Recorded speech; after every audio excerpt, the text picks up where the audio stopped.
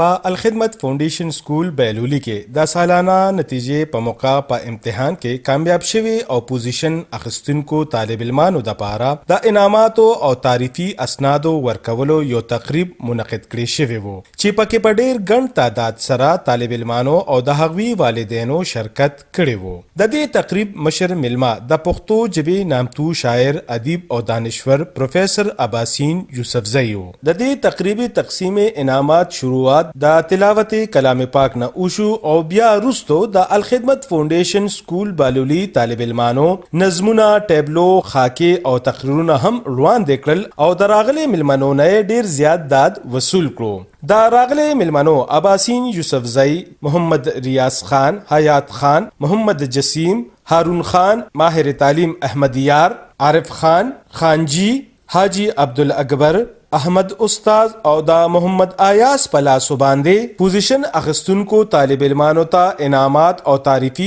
اسناد ورکړي شو. د سکول پرنسپل احمد زیب د راغلیو مېلمنو او د والدینو شکریا ادا کړه او وی ویل چې په الخدمت فاونډیشن سکول بالولی کې ماشومانو ته د ښه تعلیم سره سره د دوی په تربیت هم خصوصي توجه ورکولی شي. د موقع باندې د جماعت اسلامي ضلع چارسدي امیر محمد ریاض خان په ښه تعلیم ورکولو د الخدمت فاونډیشن سکول بالولی د استادانو او انتظامی ډیره زیاته ستاینه وکړه.